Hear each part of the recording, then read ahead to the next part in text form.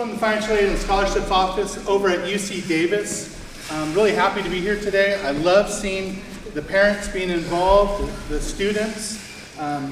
You know, it's interesting, I'm watching people put their raffle tickets in here, and several people are very strategic in where they're placing their tickets. You know, it's nice that there's probably about, I don't know, about 20 bags there, and you have some options. You know, people are, you know, we're deciding, oh, do I want to go this one, that one? What if there was only one bag up here? Only one choice. By you being here and showing that you're wanting to further your education, and we'll talk about how to pay for your education in a minute, but by you being here, you're making choices to give yourself more options. I love having options. When I sit down at night, watching my TV, I like to have a bunch of channels to choose from, because if there was just one, or one radio station, it would stink. Or if I had to wear, you know, one outfit to work every day, it wouldn't be fun. Having options is important, and when you guys go to college, it's going to open up a lot more options for you to be able to do what you want to do. And I just think that's a great thing, having those options. And then also, while you're in high school, working as hard as you can, so that way you'll have more options of where to go. So maybe you might want to go to Sac State because you want to be a police officer, or you want to go to UC Davis because you want to do something in agriculture, or Cal Poly because you want to go into engineering. By having options, by doing well, you're going to be able to choose kind of where you want to go. And that takes some planning. You know, obviously you guys are spending your Saturday here. I know when I was in high school, this is probably the first thing from my mind is spending a Saturday talking about this type of stuff. I just wanted to be out, you know, doing things with my friends and hanging out and not doing school stuff. But this is really important. I'm glad to see all the parents, students. If you look at your parents, they want you to be successful. That's why they're spending their time here as well. You know, the name of our thing is the Senior Success Summit. And it's good that you guys are starting early because you have to plan. If you think it's just going to happen without any planning, it's probably not going to happen. But you know, you have to make like a plan up. And I'm going to give you some really helpful hints about financial aid. But that way, that when you start your process, you'll kind of already know. Now, my goal is to give you some good information and tell you that college is affordable, absolutely affordable. At UC Davis, each year, you know, we have 25,000 students, Sac State. All the schools are great, whether you go to UC Davis. I work at UC Davis, I love to see at UC Davis, but I don't care where you go, as long as you go. Sac State, I went to Sac City for a while until I got a transfer agreement. So, you know, wherever you go, just make sure that you keep on striving to get your education, because it's going to make a big difference later on in life. But at UC Davis, a lot of people think that there's not enough financial aid out there for people. And when I was quite a bit younger and in high school, when they had stuff like this again, I probably didn't go. And even when I was going to like community college and playing football, I never filled out a FAFSA back then because I just didn't want to bother with it. Now thinking about it, man, I should have been filling that stuff out because there's a lot of money out there. So at UC Davis, I'm just going to give you an example because I think a lot of people think, oh, I don't qualify for things. How much financial aid do you think we dispersed last year at UC Davis? And I'm just going to call on you, so I put you on the spot. How much money do you think went out to students? All the students combined. Give me a number. What do you think? 30,000? Give me a number. 200,000 to all students at UC Davis. There's probably 24,000 undergraduates. Sir, give me a number. What do you think UC Davis dispersed? 300 million. 300 million. Hey, you're getting closer. Whoa. Last year, I believe we dispersed $520 million in financial aid. So for those people that think that there's not financial aid out there for you, there absolutely is. Okay, and a large part of that, and a large thing people focus on is loans. Loans are there to assist you. You got to think of loans as an investment in yourself.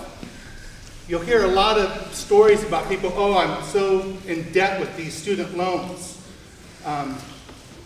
That's really not the case. I mean, most colleges are working to have less loan indebtedness, and loans are only a fraction of your financial aid package. And I'm going to show you how we package students. So if college, let's say at UC Davis, costs $32,000 for this year, the maximum loan that you're going to receive is $5,000. All the other money is going to be grants, if you're eligible for it. So, I mean, like for a university grant at Davis, it's closer to the $300 million. Cal grants, in Cal grants. Loans, smaller amount. You know, the average loan indebtedness for a student is $17,000. And that's the average at UC Davis, $17,000. So when you're done with school, $17,000. How many people are going to buy or students are going to buy a car when they get a little older, right? You're going to have to go to a car lot. You're going to go check out some different things, options, right? You figure out what you want. And then I just bought a car about 3 years ago. It costs about $17,000. As soon as I drive that car off the lot, yes, she said it, yeah. All of a sudden it goes way down. It's not worth $17,000. But when you guys finish school, and you have this loan, if you take out loans, your value is not going to depreciate. It's going to go up. So think about loans as an investment in yourself. If you don't have to take them, I'm going to give you all kinds of different options too. If you don't want to take out loans, there are things that you can do. Okay, so I don't have a clicker, so I'm just going to keep on doing this. Is that right? Yeah. So the agenda today is how to apply for financial aid.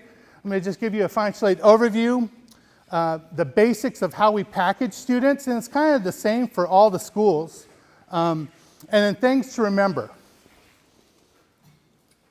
Okay, so the first thing, and again, right now most of you guys are juniors, correct? Okay. The main thing that you need to do is you need to make sure that you do the FAFSA or the California DREAM Act application prior to March 2nd every year. So I think the person from admissions at Sac State earlier was talking about how the FAFSA and DREAM Act application are going to open up in October. It used to open up in January. They're going to open it up in October. So October 1st is when the application comes available. And then what they're going to do is they're going to use 2 years previous tax returns. So I'll give you an example. For this upcoming 16-17 school year, the academic year, they use 2015 taxes. This is the way they've always done this. But what ends up happening, there's a deadline, a priority deadline, March 2nd. This March 2nd date is so important. You parents, you need to write that down. Students, you need to make sure to remember this. If you file after March 2nd, you're in jeopardy of losing free money, and we don't want that. I have many students that do file late that come into our office. Some come in by themselves, some come with parents. Why do we not have X amount of dollars funded? You filed late. Why did you file late? There are appeals that you can do for that, and someone will say, well, what would be a good reason? Well, if you're in a coma from January 1st to March 2nd, it's approved. If you say that you didn't have time to do the FAFSA or DREAM Act application, they're probably going to say, I'm sorry, unfortunately, that wasn't a good decision. And I've seen students that have lost thousands of dollars, and I'm going to show you how much you could lose in a second. So you just want to make sure that you apply before March 2nd. The reason that they're going 2 years back on the taxes, so next year for the 17-18 school year, which that would be the one that you guys would be applying for, it'll open up in October of this upcoming fall, and they're going to use the 2005 tax return for a second time. Yes. The reason for that is because on March 2nd is the priority deadline for California. Every state has a different priority deadline. March 2nd. So parents, I was going to ask you what the reason was. When do you guys file your taxes? April 15th, right? Most people probably don't finish filing their taxes until the last part, and you have all these students that missed this priority deadline of March 2nd because they're waiting for mom and dad to do their taxes so they can put the right information in. So the federal government, the FAFSA, got kind of smart and said, hey, you know what we're going to do? We're going to use taxes from 2 years prior. This won't ever happen again. We're not going to have all these students miss out on free financial aid that they could have had. That's why they're doing it. It's called prior. That's the name they're giving it. So basically for 17-18, they're going to use 2015 taxes. For the following year, they'll use 2016 taxes. You'll always be 2 years behind. But March 2nd, whenever I give presentations at the university, I'm always talking about March 2nd. I might say it 20, 30 times in a presentation because it's that important. So the Cal Grant GPA verification, that's sent off by your high school. So you should have either the admissions office or there might be like a high school counselor that transmits your GPA to the California Student Aid Commission. That needs to happen before March 2nd. So if you guys have a pen, something to write with, I would suggest that you sign up for web grants, the number 4, and students. You can Google this. You won't sign up for it now. You'll sign up for it basically probably in January of 2017. It's called Web Grants for Students. The student needs to make an account, and then what they can do is they can monitor their Cal Grant eligibility. So when the school sends over that GPA verification, you'll be able to see that it was received by the California Student Aid Commission. That way nothing falls through the cracks. So if you're eligible, right now Cal Grant's $12,294. What if you filed late? You won't get that, right? So that Web Grants for Students is just it's an online way to monitor your Cal Grant eligibility. It's a good thing, just to make sure that your GPA verification did get sent over, okay? Basically, at UC Davis, your admissions application is your scholarship application. I believe Sac State does it a little differently. You have to actually apply, and other schools probably have all different types of ways that they do it. What you need to do, whatever school you intend to apply to or attend, you need to contact that financial aid office and say, hey, what do I need to do to put my hat in for scholarships at your school? UC Davis just takes your admissions application. There's nothing else you have to think about. The following year, you're not going to do an admissions application, so there is an online form for continuing students. But you need to ask the financial aid office at the college you're going to attend, how do I apply for scholarships at your school? And do that early, because what you don't want to do is ask that right before school starts and they say, oh, the deadline was back in May. So do that early. If you know that you're going to be attending somewhere, call them early. It's okay. If you have questions about Davis and you're not students at Davis yet, we have a helpline. If you want general information regarding our school, we'll help you. That's what we do. That's what we're there for. And that's where I'm sure all the different financial aid departments at different colleges or universities are there to help you too. Here it's talking about applying for outside scholarships. So I'm going to give you a website, fastweb.com. So like fast, as in fast, web is like in a spider web.com. Fastweb.com. There's scholarships.com. Fastweb.com is probably one of the best search engines. And basically what you do is you put in your personal information. You won't do this yet. You will do this probably starting in January of 2017. Okay? And what it does is it will search out scholarships that you may be eligible, because you're going to put in all this information, and they're going to ask you a bunch of questions. And then what will happen is it'll bring up all kinds of different things. If you're left-handed, I have a daughter that's left-handed. I hope that scholarship's available when she gets to college, because there's a scholarship for left-handed people. As silly as that sounds, there's one. There's a lot of scholarships for a lot of different things. So it's important that you do this, though, in January of 2017, because there's also deadlines. This is part of the planning that you have to do. This is part of the planning that I'm talking about. Because if you don't go and do this, and you wait till about school starts, and you go search for them, most of them are going to be probably expired, and they'll say, oh, you know what, this application's closed, you have to wait till next year to apply. So planning, you need to make sure to put this down for January 2017. And then what I would do, it's good that a lot of parents are here. What I would do is I'd have your son or daughter on a Saturday, don't hate me guys, don't hate me guys, on a Saturday, just spend 1 hour doing scholarships, applying for scholarships. And what you would do is, the first one that you do, you're going to write probably, the first scholarship that you pull up, they're going to want you to write an essay about yourself. You'll copy and save this essay to your desktop if you have a computer, okay? And the reason I say this is because, I'm telling you this is because there's students at UC Davis that are writing these out, one after the other. All you need to do is copy what you have into the next application and tinker with it a little bit so it fits that next application. So let's say you're able to get 5 scholarships done in an hour.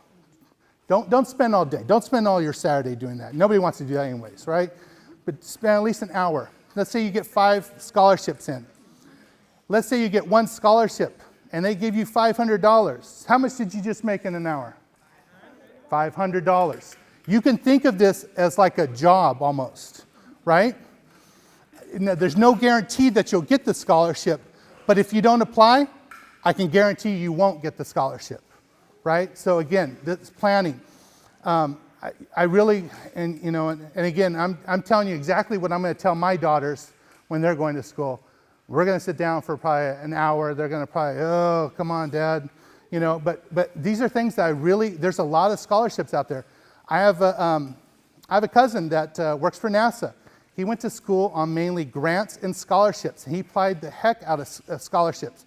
His name is Dr. Jolyn Flores. He's got his PhD from Berkeley, and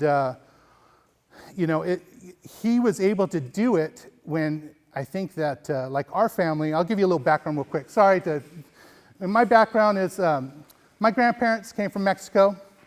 Very, very little options. When they came over, and we're talking like, they came over in like 1919, they're picking fruit in the orchards. My grandpa picked fruit all day, irrigated ditches at night. Said he had a lantern and a shovel. Grandma worked at the cannery, and they lived in a little shack in an alley that had a dirt. And my mom used to say, oh yeah, I remember having to sweep out that dirt on a daily basis. And my grandparents worked really hard. I think if they knew that the schooling was available back then, I guarantee you that they would have said, hey, let's look into this. But it wasn't. And for my parents are really hard workers. My dad is a carpenter. He's retired now. My mom worked at Mervyn's in retail. They've worked hard all their lives. It's just like all these parents here. You guys all work hard, I know. And your goal is for your son or daughter to be successful in life, do well. And that was my goal for my parents too, because my dad wanted to go into other things, but his dad was a carpenter, so he kind of got sucked into that. He liked it, but there was other things that he said that he wished he could have done. He never went to school, so he missed out on that. My mom, she's really good at customer service, and I think that's where I get a lot of my customer service from, because we like helping people. I like helping people. But she had some other things that she would have liked to have done that she didn't do. But, and that's okay. Working those jobs is fine. Everyone has a job that they're doing or a career that they're doing, and that's fine. But what I'm trying to say is you definitely want to make sure that you have options later on, because you know what? You want to do what you want to do. Which I think being a carpenter is pretty cool, building things and stuff. That's not what I want to do. And then the funny thing is, I never thought I was going to be a financial aid officer. Never in my life did I think I was going to do this. I've been a produce journeyman, worked at a landscape company. Financial aid. I used to want to be a PE teacher, coach. I played football in college.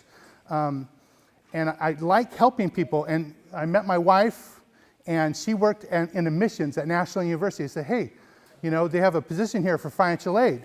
why don't you can come here and get a free education if you're doing financial aid. So, hey, that sounds really good. So that's how I kind of started this out. And all of a sudden, I was like, wow, I love it.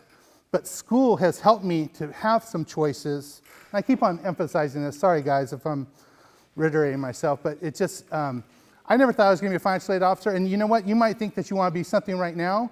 But later on, you might change your mind. And the good thing is, if you have your education, you're going to have options. You know, and I love helping people. You know, they don't even, you know, I do get paid for being here. But if they didn't pay me, I would still be here because I want to see people be successful. And that's my goal at school.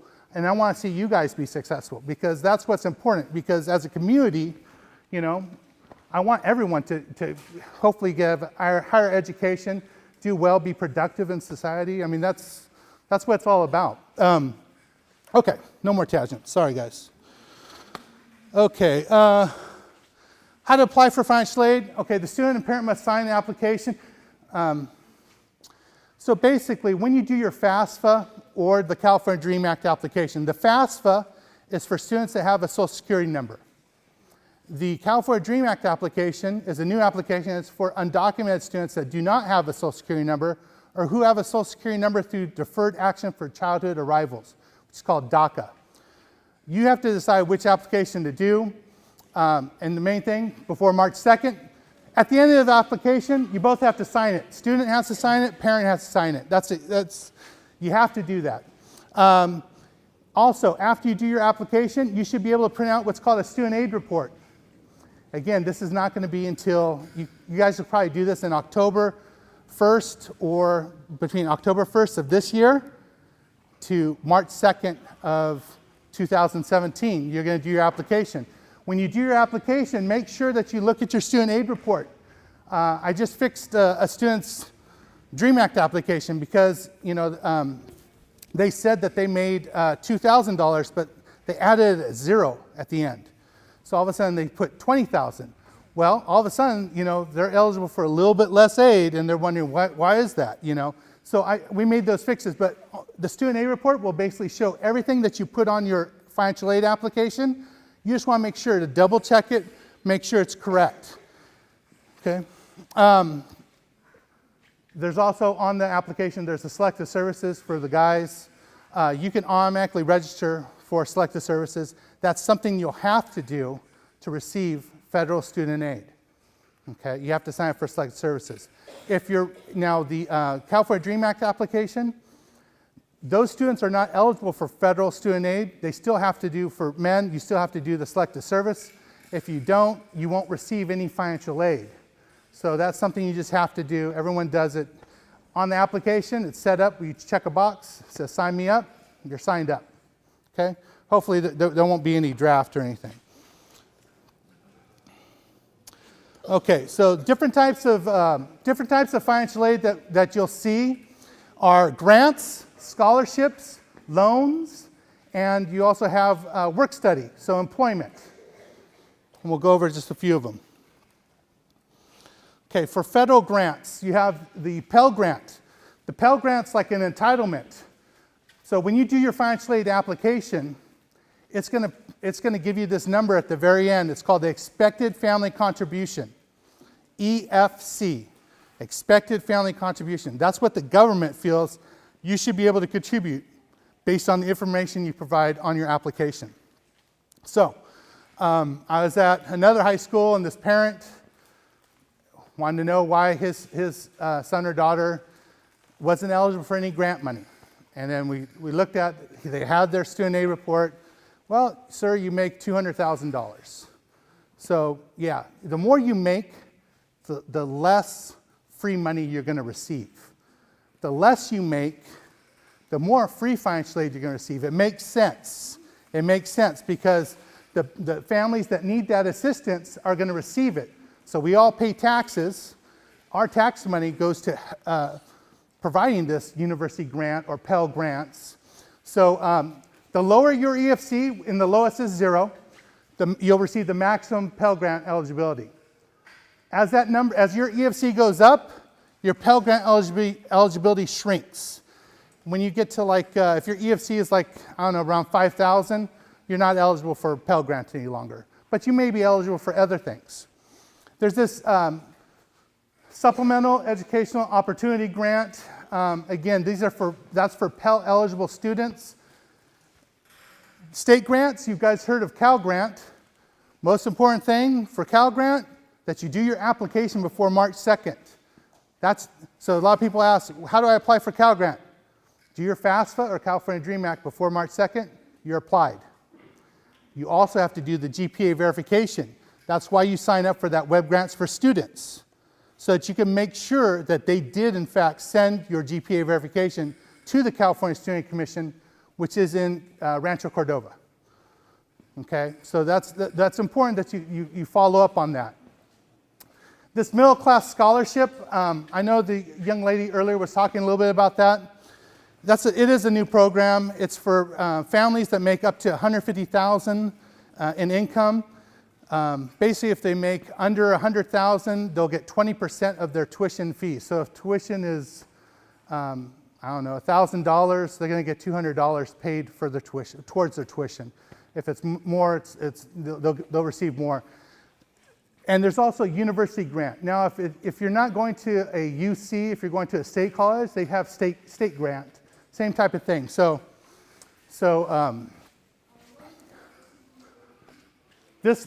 two are from the federal government. This here is from the state. The last thing that the school will package you with is usually their grant money, the grant money that they receive. We call ours university grant. Sac State might call it, state grant or Sac State grant. Okay. So, tips for scholarships. Get involved on the campus and in the community. So, I know admissions was talking to you earlier about what you need to do.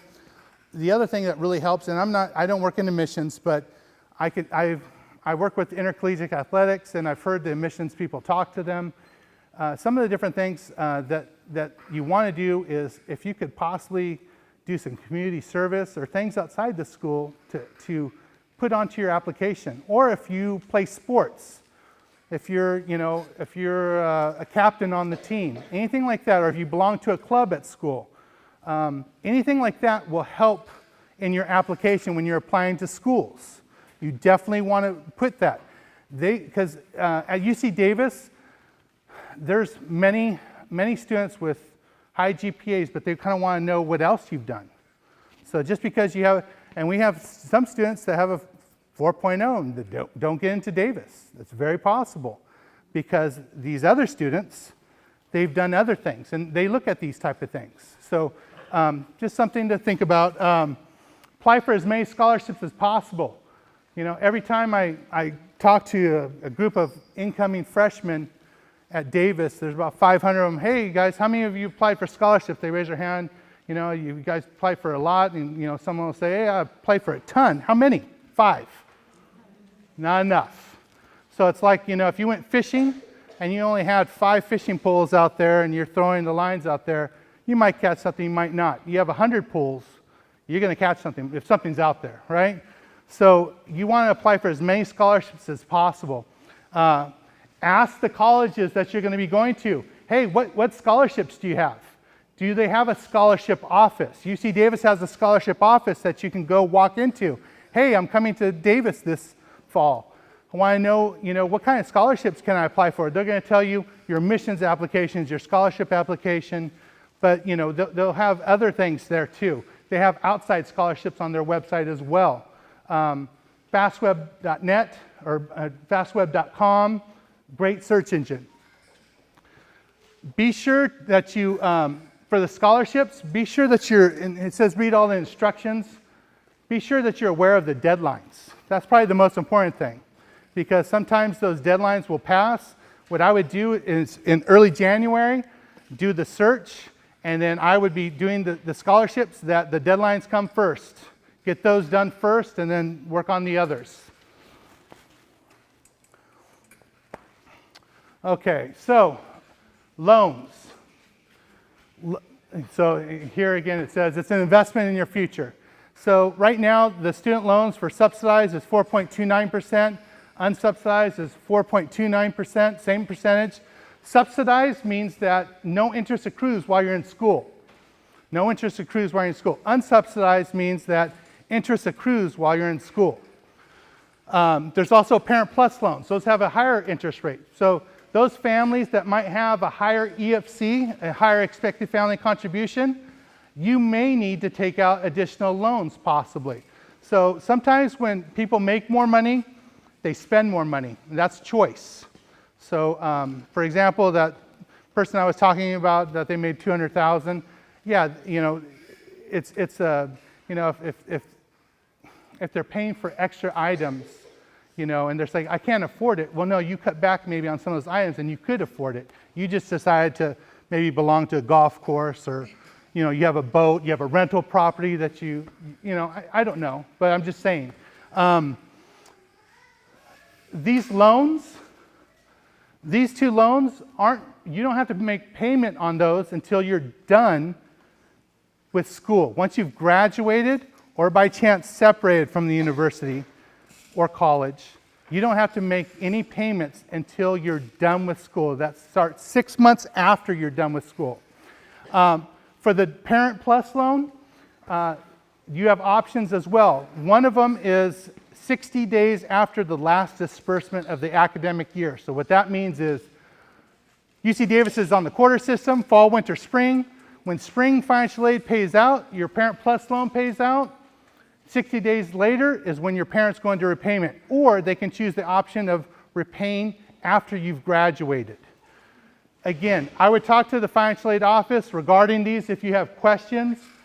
At UC Davis, we don't put the unsubsidized loan or the Parent Plus loan unless you have no other financial aid. We don't want to add more loans to you unless needed. And usually, like even, so sorry, I don't know if Sac State's still here, but Sac State's going to give you $5,500 in student loans. Davis gives $5,000. That extra $500 that we put aside for 24,000 students, that saves $12 million in less indebtedness. And if you're eligible for a university grant, you would get university grant for that difference in the $500. Some schools, and you'll see, and everyone does it a little differently.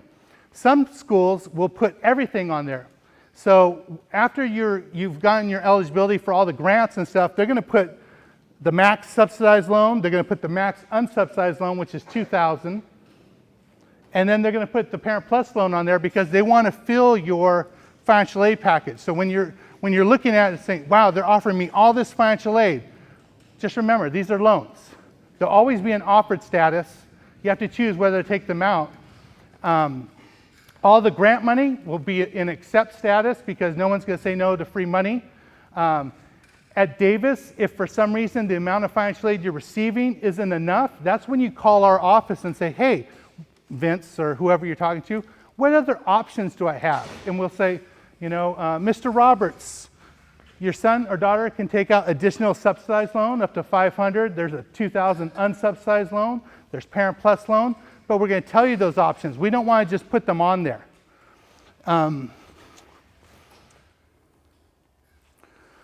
Okay, so sorry that this is getting a little cut off here. Maybe that's so. Financial aid for undocumented students. Again, the California DREAM Act application is kind of new. It's been only around for about a handful of years here. The DREAM Act students are eligible for as much the same level as a FAFSA filer in grant money. So DREAM Act applicants aren't eligible for any type of federal loans or federal grant money. But at Davis, and I'm not sure how they do it at other schools, at all the UCs, if you're eligible for Pell Grant, which is, you know, it could be up to $5,800, and you're a DREAM Act applicant, we're going to give you that $5,800 in grant money. It's an entitlement. We feel you should have it. That's how the UCs view it. I'm not sure about Sac State or other places, but you would have to ask their financial aid office. Okay, this page here, as far as like if you needed something else other than, these are just other options. You really never want to take alternative loans. The loans that the schools offer are going to have the best rates because it's you going directly to the federal government. You to the federal government. As soon as you put a bank in the middle, the bank gets the same money from the same place, but they're making money off of you, and they're going to have higher rates. Stay away from alternative loans. If for some reason you're needing to take these out, talk to the financial aid office first. Don't just be applying. Outside scholarships. This is on our website. You'll have a link to this, but you need to be looking for outside scholarships, and they're outside of Davis. Just that fastweb.net or fastweb.com is a good search engine. Employment. If you want to do work study job at Davis, you'll be granted work study. Work study basically is just like a job. So they offer up to $3,000. You go to you apply for a job. You have to interview for the job. We have people in our financial aid office that receive work study. It's just like a normal job. The difference is the government pays for 3/4 of your wage. We only pay for 1/4 of your wage. So really, we get 4 people for the price of 1. It helps us out. It helps us out. We get bright individuals like yourself to come help us out in our office, to help us do things. We train them so they can help out with financial aid questions. But you don't have to have work study job to work. You can work some places, like Davis is a college town, but there's many jobs on campus that don't require work study, and there's jobs outside of campus that you can work at. I used to bag groceries, and I did produce. So, but that's a good thing. I would, if you can, anything that you can do during the summer, if you're not going to school, having a little part-time job or something might be good. Save up, that way you can, instead of taking out loan, maybe you're using that money for books. Doesn't mean you have to use all the money you earn, but a portion of it might be a good thing. Basically, this is the 16-17 cost of attendance, living on campus, off campus, living with parents. As you can see, this here is with health insurance, but let's not take a look. Just look at these numbers right here. It obviously costs a lot more to live on campus, a little bit less off campus, and even less living with parents. We package based on the cost of attendance. So it's cost of attendance minus your contributions. Those contributions are that expected family contribution that you have equals your need. And then we package you on that need. So this is kind of like the formula. And this is the formula that most schools are going to use. And if you wanted to put this on paper, you can do it. 10 minutes? Okay.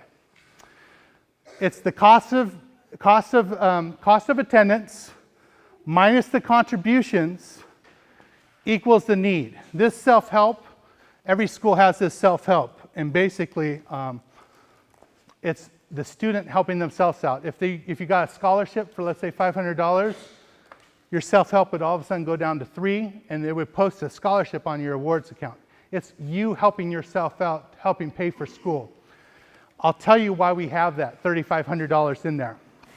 So in this example, parents have a 0 expected family contribution, and they have a $3,500 self-help. So basically, it's cost of attendance minus $3,500 equals the need. We're going to package this student based on the need. So the need was $29,175. These are the different awards that this student would be eligible for. So just think of, we need to package up to this amount. And what we do is, there's an order to how we package things. And sorry, I don't have a clicker. So the first thing the student receives is Pell Grant. Okay? After that is going to be the Cal Grant. Right? Campus Fee Grant. And then we're going to do the loans.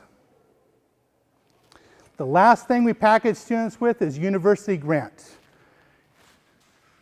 And then at that point, we've given you the max amount of financial aid that you're eligible for, and then you're fully packaged. Okay? Now, the reason why we have that $3,500, kind of like it's like a funding gap in there, all schools have this. And what it is because we put that $3,500 in there, the university grant is less by $3,500, right? Because if the self-help was 0, this student would get $3,500 more in grant money, in this university grant, the last thing we packaged them with. Does that make sense, guys? So if we take the full cost of attendance minus 0 would equal the full cost of attendance. But if you do 24,000 students times 3,500, it's $82 million. We don't have an extra $82 million to give in university grant. If we did, we would give it. Just know that the financial aid office does all the work. When you get packaged with financial aid, they're behind the scenes and they're making sure that you receive all the money that you should be eligible for. They're not going to hold back. They're not going to say, oh, you know what, Robert or Vince, you know what, we're not going to give them this full amount. You know, they don't do that. They don't hold anything back. You receive the maximum amount that you're eligible for, like the middle class scholarship or any of those grants. If you're eligible for it, the financial aid office does all the work. They're like the little elves in the background that get things ready for when you're going to school. Our job at all the financial aid offices, at all the colleges, is to have this stuff ready as long as you do your financial aid application, so that way you're not worried about this stuff when school starts. Because you're going to school to be a student, not worry about how your financial aid, whether your financial aid is going to pay out, whether you have enough money.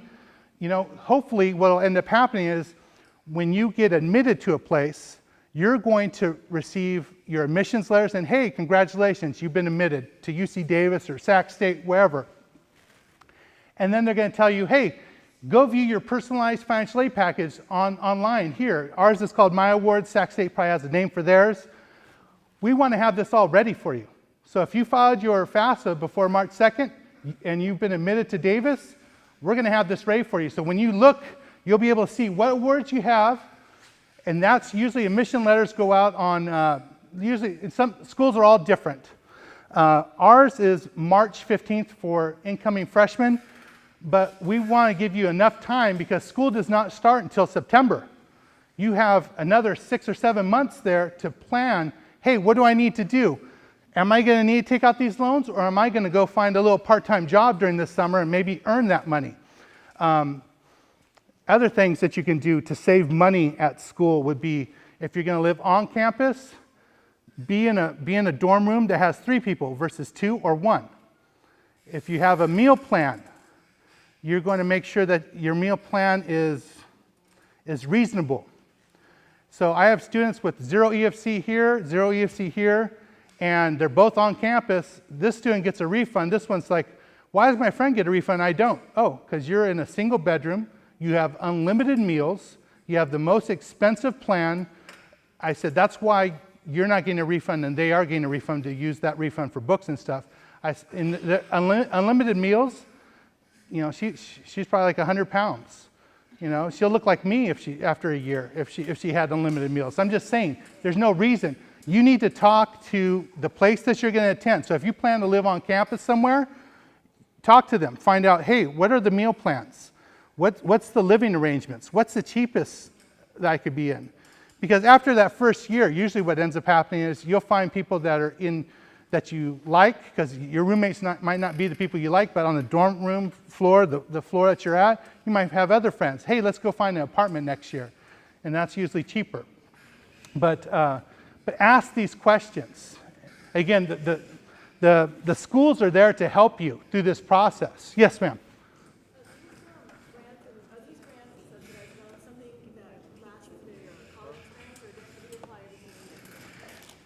She's asking if these grants and scholarships and loans last throughout their college career, or do they have to apply every year? The answer is you have to. That's a great question. You have to apply every year. Every year you need to apply for your application, okay? Because your income might change. Someone might not be employed the following year, and all of a sudden they're eligible for a lot more grant money.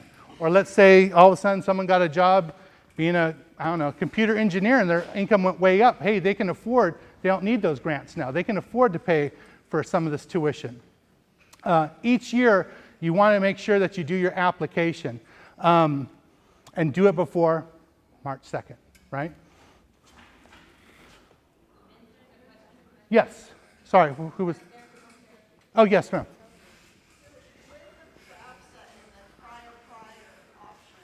Pardon? With the FAFSA and the prior option?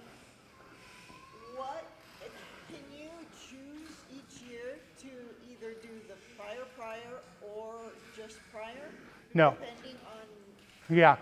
So this is what she's asking. So the options of the prior, when you complete your application, it's going to be the previous 2 years. And we're talking the previous 2 years past that you're going to use that tax return. You will not be able to use, so for 16, 17, for 17, 18, you will not be able to use the 2016 tax return. You're going to have to use your 2015, which is 2 years back. If for some reason, we have a thing called a special circumstance appeal at our school. If for some reason in 2015 you were making a good income, let's say, and then all of a sudden in 2016 someone lost their job, you need to talk to the financial aid office and ask, hey, do you guys have a special circumstance appeal that I can fill out? Because what that does, it allows us as financial aid administrators to adjust your expected family contribution to the actual amount of income that you actually have for that year. So that's very possible. You need to ask, it's called a special circumstance appeal. I think I'm kind of running out of time. Most important thing, this is our helpline. You're going to get this presentation. The most important thing is March 2nd, getting your application done by then, and also applying for as many scholarships as possible. If you have specific questions, Monica, can you raise your hand real quick? If you have specific questions, Monica will take down your phone number and I will contact you.